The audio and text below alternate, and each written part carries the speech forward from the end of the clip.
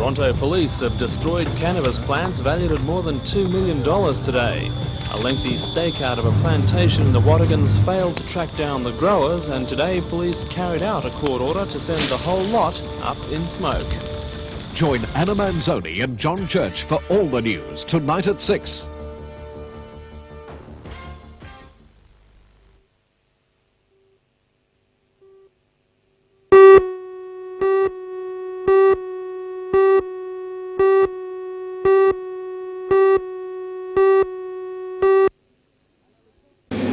The test is a crucial one, as the score is 1-1. Australia won the first test in Brisbane on Boxing Day by 3 points, but lost the second test at Lismore last Saturday. The American squad includes former Grand National Test Team member Mike Klein, John Pearson and newcomers Chuck Wardell and Steve Beatler. The Americans will be driving identical Pontiac Firebirds. The Australian team includes current New South Wales champion John Pine, former state champion Bob Brewer, Stu Robertson and John Brown. Tonight's Super Sedan Test match is the first of 3 for the Newcastle Motordrome and the third of 9 on the national scene.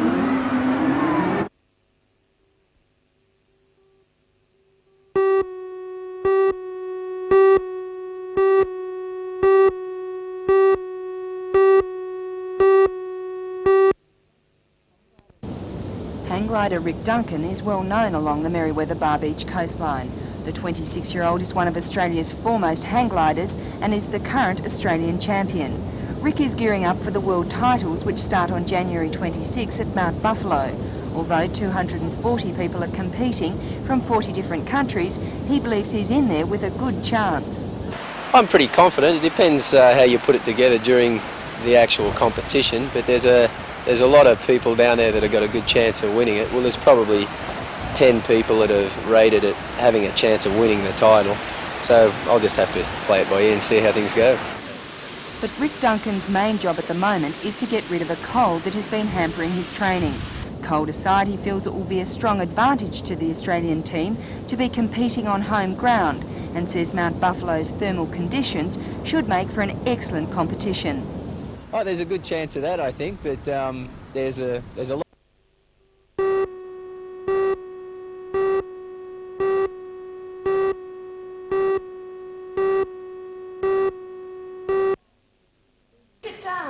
Stephen Sokolsky of Wallsend plays the leading role as Simon. He's seen in this scene with his girlfriend, portrayed by Kay MacDonald of New Lambton. What's the play all about? Well, it's about a young man who has committed 4 murders. We see him in his cell, and we relive these moments in his life and get to understand, well, not exactly understand him, but we see what motivates him and what has happened in his life that leads him to these murders. The 2-act play features 18 scenes. Cast and crew have been working on the production for 2 months. Hammer is being performed again on Friday and Saturday and on 3 nights next week. Who said anything about marriage? You did, just now. Living together away.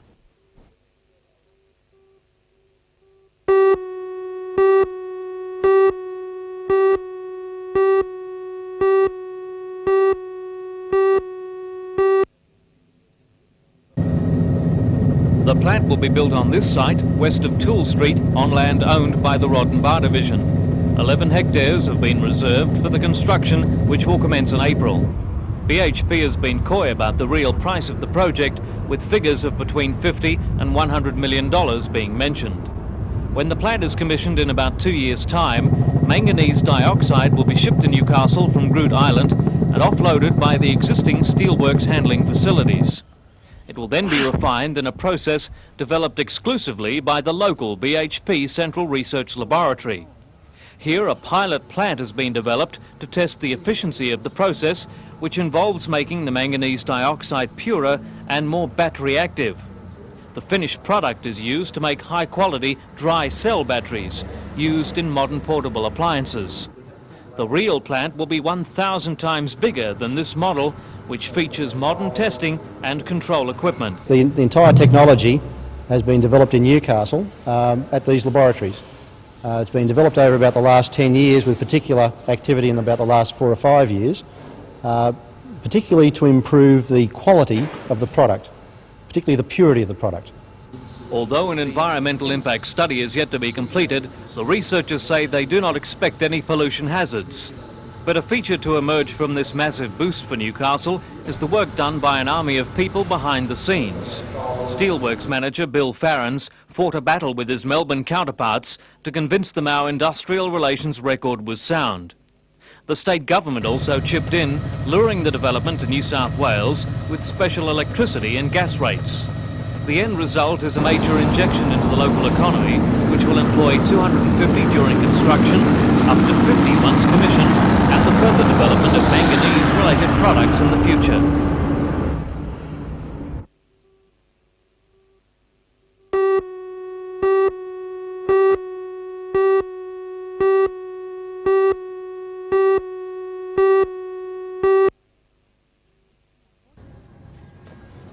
According to the Salvation Army, there's an acute accommodation crisis for single women in Newcastle.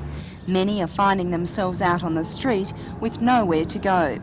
To help ease the situation, the Salvation Army is in the throes of fitting out the old Glasgow Arms Hotel as a hostel for women 16 years and over. The old bar has been torn out and is being turned into a recreation area, while rooms are being repainted and generally refitted. Outside, the beer garden is being transformed into a landscape back garden. According to the manager, Captain Mavis Stevens, who's been overseeing the operation, the hostel will be occupied from the day it opens its doors on February 21. She hopes the hostel will enable people to rectify some of the problems that are causing their homelessness. That's one of the areas I'd like to see some work done and address the problem of the basic homeless situation. Why are they homeless? And address those problems, if it's budgeting, money management, illiteracy, which seems to be a great cause of homelessness. Address those problems and have the folk break out of that circuit of homelessness. That's great.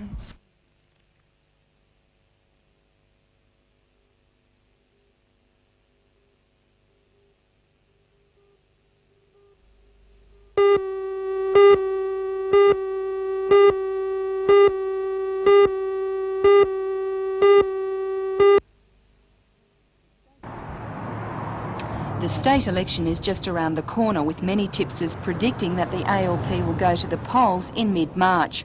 Already politicians are campaigning with gusto, and today the Australian Democrats joined the fray with the launch of their campaign.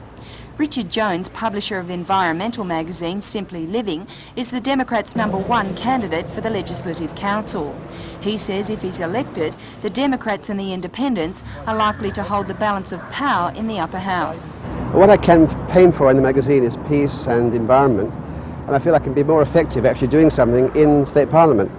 If I hold the balance of power, then we can really stop some of these dreadful bills going through too.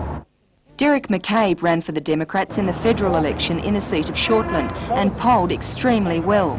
In the state election, he's running for the seat of Maitland in the Legislative Assembly and is confident of a strong showing.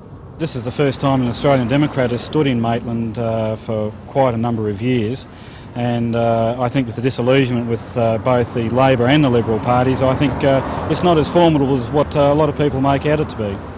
Another Democrat candidate in Maitland today was Amelia Newman, who's running for the seat of Mile Lakes. She says she'll be running on basic issues such as the need for better and safer roads.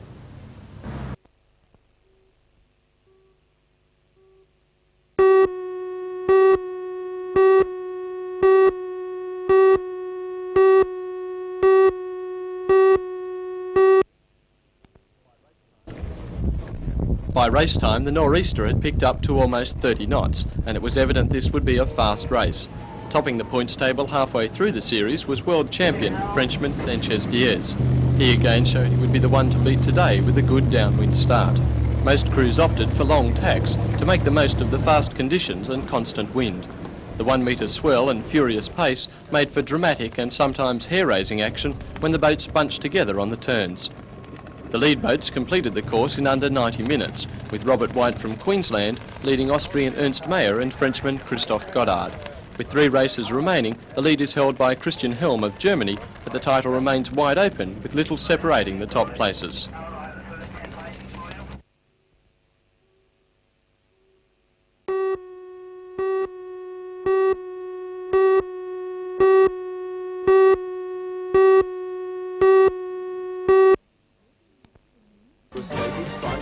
In the news tonight, we'll bring you pictures shot on a security camera of a daring escape from British prison last month.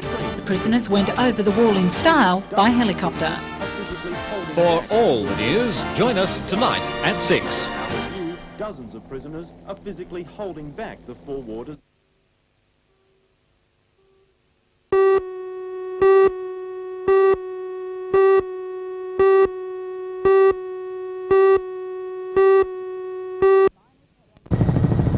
Miners had only resumed work after the Christmas break on Monday when tragedy struck the following day. The roof of the number 4 mine at Aberdeen North Colliery gave way. 32-year-old Daryl Tweedy and a colleague were working 120 metres underground loading coal into a shuttle car. When the roof caved in, Tweedy was trapped. His mates worked frantically trying to reach him. All the underground miners from the colliery were called in from home. They laboured tirelessly. The delicate recovery operation meant the men had to use their bare hands and shovels. They rallied for hours, desperately trying to reach the trapped man. But the searchers' efforts were in vain. Tweedy died. The second man escaped with cuts and abrasions. A rescuer suffered a minor wound. Aberdeen North is owned by Coal and Allied. Today, Bob Cameron, the superintendent of collieries, said the miners were to be commended for trying so hard to save their colleague. Daryl Tweedy was married. He lived with his wife and 3 children in Cessnock. A spokesman for Industrial Relations Minister, Pat Hill, says he has asked for an urgent report into the tragedy.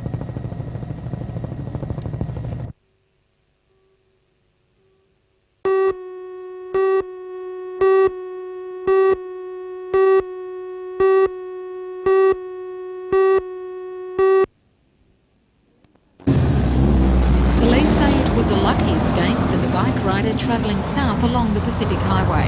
A Toyota Tarago was turning into the highway from an access road when the 2 vehicles collided. David Knight from Belmont South was thrown into the air and smashed through the rear window of the van, landing on the back seat.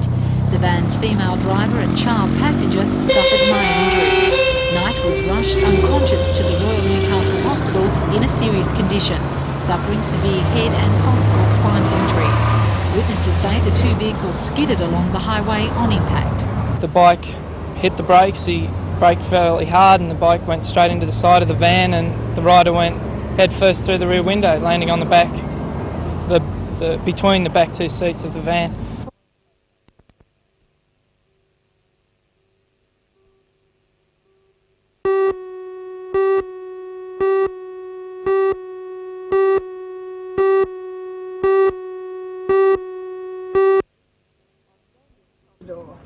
Australia's top street machine spends most of the time hidden behind roller doors. The high-tech 1955 FJ Holden was recently judged top street machine at the Summernats titles in Canberra. Car enthusiast Rex Webster has owned his pride and joy for 12 years and has spent more than 6 years restoring it to this condition. It's registered as a modified FJ, but it's far beyond the average. Its transplanted Holden 186 motor is hardly recognisable. It features chromed carburetors, extractors and manifolds, and several handmade components including radiator and breather caps and side plates. The grille and headlight rims have a brushed satin chrome finish, while the rear of the car is supported by 1 metre high truck tyres. The FJ also features a variety of electronic controls with a push-button ignition, doors and windows and a built-in TV radio cassette. Rex spends 50 hours cleaning the car before a show. It's worth around $50,000. He bought it for $100. But would he sell it? That question's been asked a lot. I don't think so. I don't think so. On February the 26th, he's taking his investment to America. The main reason I'm taking the States is to compete on the International Show Car Association show circuit. All right. Nobody in Australia has ever done it before. I've won every show in Australia that car's ever been in, and I think, well, there's no more challenge here, so it's time to go abroad and take on the US.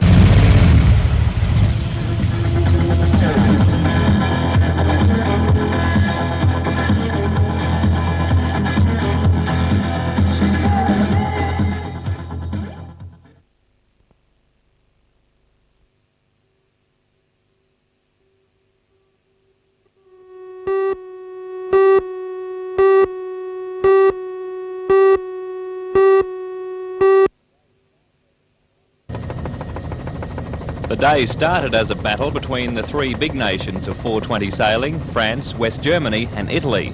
Before the final heat, each country had an entry with a good chance of winning. With a world title on the line and wind shifting almost every time a new course was set, the race didn't get underway until midday, an hour later than scheduled. Today's conditions suited the current world champion Jean-Francois Berthet of France. He beat teammate and winner of last week's Mouvet Trophy, William Sanchez-Diaz. To make it a trifecta for the French, Veronique Brevet was third.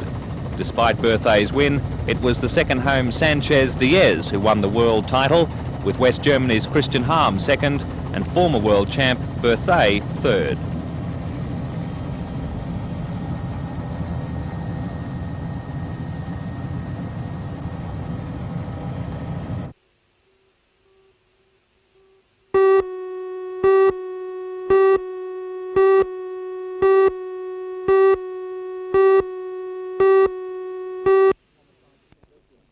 Homicide detectives charged the woman at about 2 o'clock yesterday after police went to a home in Lithgow where she'd been staying with relatives. They later recovered 2 rifles from the home.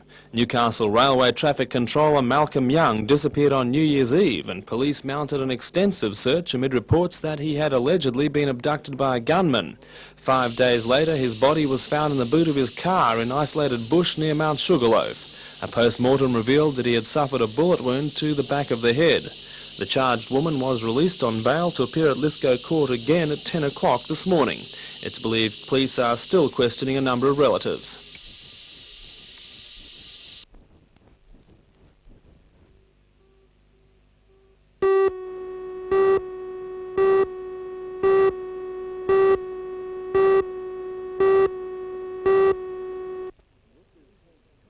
This is Henk Kopp. He has approval from the Parks and Wildlife Service to care for injured native animals, and his Canwall home is quite a menagerie.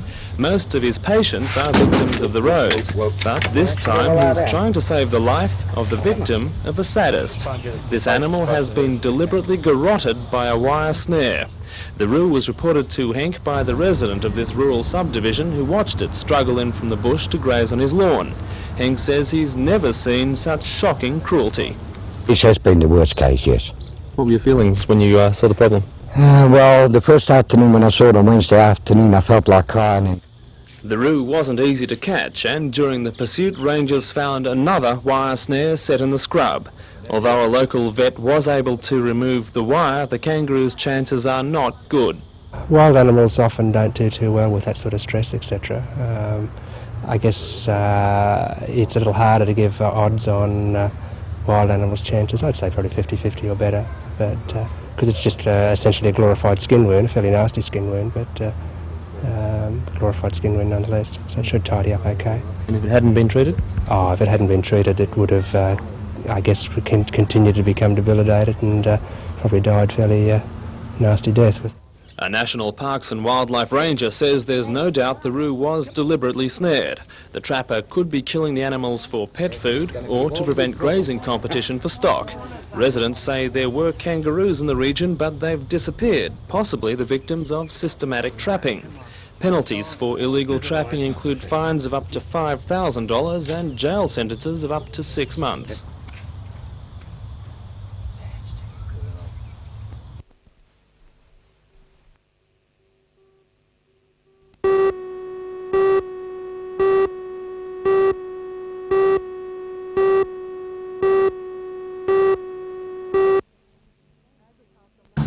Agriculture, Lands and Forests Minister Jack Hallam toured Cairns today after officially opening the plant.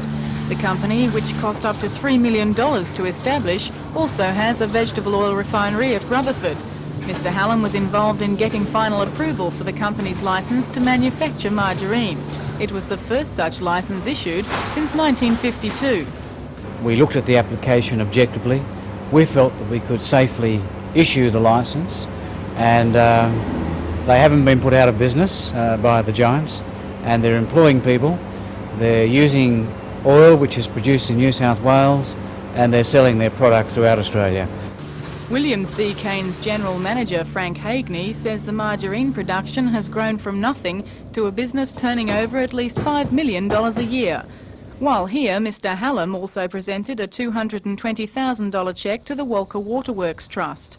The money will go towards refurbishing the shell of the former pump house to then be used for exhibitions and meetings. Mr Hallam also launched the Waterworks Trust draft plan of management to be exhibited for public comment. One proposal for the site is the construction of an Aboriginal interpretive centre. So I think that would probably be a fine use for such a building. All right, that's fine. Thanks very much.